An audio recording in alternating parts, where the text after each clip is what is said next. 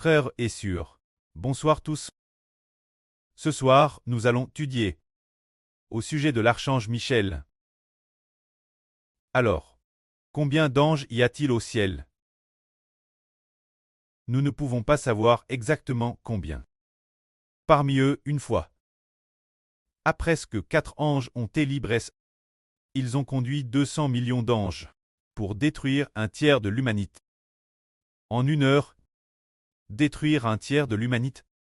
Un tiers de l'humanité, ce qui représente peut-être plus de 2 milliards de personnes. C'est-à-dire qu'en 1 heure, plus de 2 milliards de personnes ont été éliminées. Ce sont 4 anges puissants qui ont été libres pour accomplir la volonté de Dieu et détruire un tiers de ceux qui appartiennent à Satan. Alors qu'en est-il réellement de l'archange Michel? Quel genre d'archange est-il? Dans le livre du prophète Daniel, il écrit au sujet de l'archange Michel qu'il y avait un ange d'une grande puissance. Il fut envoyé par Dieu vers le prophète Daniel pour lui transmettre la parole de Dieu. Ce moment-là, cet ange avait reçu la parole de Dieu et devait descendre pour transmettre la prophétie concernant la future division de la Russie. Puis, après la division de la Russie, il y aura la guerre jusqu'à la fin du monde. Concernant ce sujet, un ange corrompu, un ange Tchou la intercepte, interceptant cet ange juste pendant 21 jours entiers. Ce moment-là, il a été intercepté par l'ange de l'Empire perse et par l'ange de l'Empire grec. Comme il est dit ici, le puissant ange de la Perse a dit Daniel, le chef du royaume de Perse, Mar résiste pendant 21 jours. Mais voici, Michel, l'une des principaux chefs, est venu mon secours, car je suis resté elle auprès des rois de Perse, les chefs des esprits maléfiques. Maintenant je viens pour te faire comprendre ce qui doit arriver ton peuple dans la suite des temps. C'est-à-dire que ce moment-là, les choses futures digées fixes par Dieu, devaient être transmises par un ange au prophète Daniel, mais il fut bloqué par l'ange de Tchou, c'est-à-dire l'ange du royaume de Perse, qui a fait obstacle, cet ange puissant pendant 21 jours. Ensuite un ange appelle l'archange Michel à aide cet ange, et finalement cet ange a pu se libérer de l'ange protecteur de la Perse. Alors qui est cet archange Michel? Au juste, dans le dernier chapitre du livre du prophète Daniel, le chapitre 12 qui est le dernier chapitre, mais juste avant ce dernier chapitre, le chapitre 11, parle de la division de la Russie, avec d'une part la Russie du Sud et la Russie du Nord se faisant la guerre, se battant continuellement, s'affrontant directement jusqu'à la fin du monde. C'est-à-dire juste maintenant. La Russie va bien se diviser. Et dès que la Russie se divisera, il y aura la guerre continuellement. Jusqu'à la fin du monde. Jusqu'à la destruction du monde. On voit, il y aura constamment la guerre. Jusqu'à la destruction du monde. On voit. Mais concernant l'histoire de l'archange Michel, c'est dans le livre du prophète Daniel, au chapitre 12, qu'il est expliqué que lorsque viendra la fin du monde, le roi du Midi et le roi du Nord s'affronteront jusqu'au temps de la grande détresse. Il se produira un événement disant que, en ce temps-là, le protecteur de ton peuple, le grand chef Michel se lèvera, et ce sera une période de grande détresse. Et il y aura certainement une période de grande détresse. Une détresse telle que, depuis qu'il existe une nation, jusqu'à ce moment-là, il n'y en a jamais eu de pareil en ce temps-là parmi ton peuple. Ceux dont le nom est inscrit dans le livre seront tous sauvés. Beaucoup de ceux qui dorment se réveilleront, les uns pour la vie éternelle, les autres pour la honte et l'opprobre, pour l'horreur éternelle. Ici il est part de celui qui projette ton peuple, le grand chef Michel qui se lèvera. Michel est l'archange. Quand se lèvera-t-il? C'est comme il est dit ici. Lorsque le roi du Sud et le roi du Nord s'attaquent, et qu'il est alors interdit d'offrir des sacrifices Dieu, le temps où il est interdit d'adorer Dieu. C'est-à-dire quand arrive ce temps de grande détresse. L'archange Michel se lèvera alors pour projeter l'Israël spirituel. Par exemple, nous venons de mentionner qu'il y a le chef spirituel maléfique de la Perse, le chef spirituel maléfique de la Grèce, et aussi pour la nation d'Israël. L'archange Michel? Alors, cela veut-il dire que chaque pays a un ange correspondant ou un correspondant chef parmi les anges pour le projet? C'est rel. Dans le livre du prophète Daniel, il est écrit qu'il y a l'ange de Tchou de la Grèce et l'ange de Tchou de la Perse, puis il y a l'archange Michel. Le royaume de Dieu cesse dire l'archange Michel de la nation d'Israël. Ainsi, chaque pays a un ange correspondant. A un ange correspondant pour le projet, mais ceux qui appartiennent Satan ont les anges de Satan, et ceux qui appartiennent Dieu ont l'archange Michel. Propos de l'archange Michel.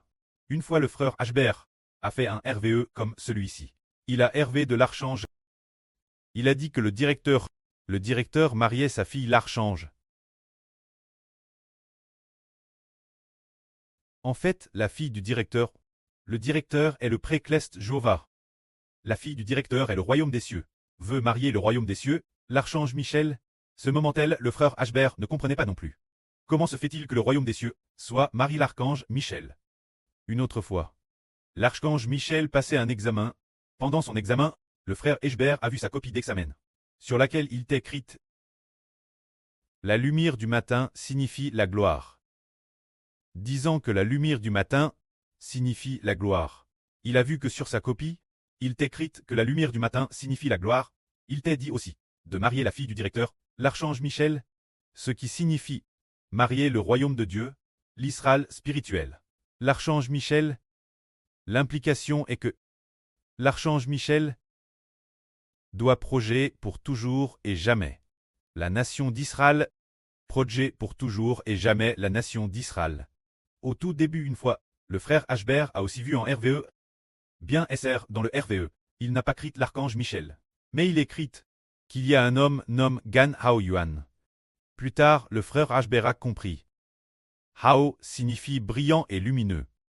Yuan signifie leader. C'est-à-dire que Gan est le Gan de volontiers. Ce qui signifie très volontairement un leader brillant. Ce qui veut dire, ce leader est le chef des anges. C'est-à-dire l'archange Michel. Dieu a établi pour qu'il projette Israël. C'est-à-dire qu'au début, le frère Abera Hervé d'Iber et de son preux, le Seigneur Jésus-Christ, allant attaquer les nations païennes dans le RVE. Alors, les gens des nations, beaucoup voulaient attaquer notre pays. Alors, l'arme de notre pays était aussi très nombreuse.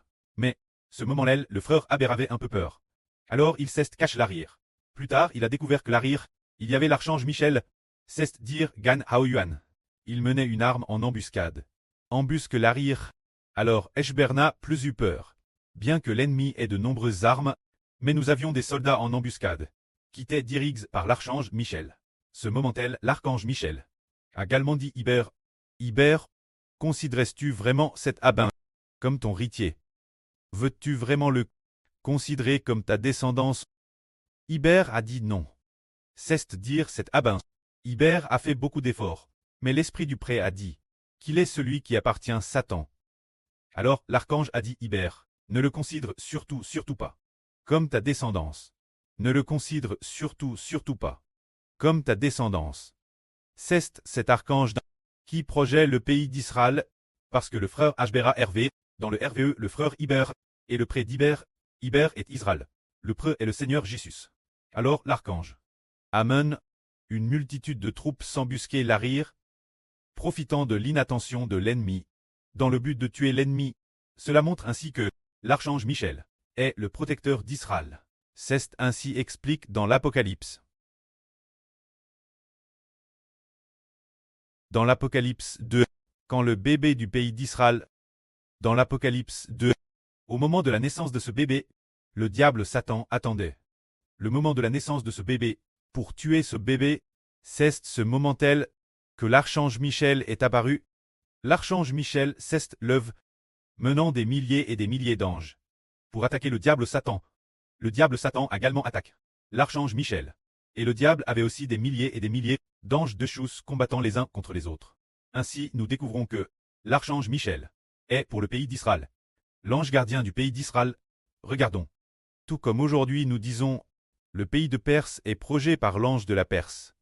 Le pays de Grèce est progé par l'ange de la Grèce. » Tout cela écrit dans le livre du prophète Daniel. Alors le pays d'Israël est protégé par l'archange Michel. On voit ainsi que toutes les nations et tous les peuples de la terre, soit viennent de Dieu, soit viennent des esprits maléfiques. Provenant de Dieu, se dire la nation spirituelle d'Israël, de toutes les nations et de tous les peuples, l'ange gardien de toutes les nations et de tous les peuples, vient des esprits maléfiques. Par exemple. Ensuite, on en vient rapidement au 6e dirigeant de la Chine. Le préadit, le dirigeant de la 6e nation, le dirigeant de la 6e nation du PCC, est un descendant des esprits maléfiques, disant qu'il est un descendant des esprits maléfiques. Ashbert a dit « Ah, ils savent qu'il est un descendant des esprits maléfiques. Soudainement, j'ai compris. » C'était donc pour cette raison.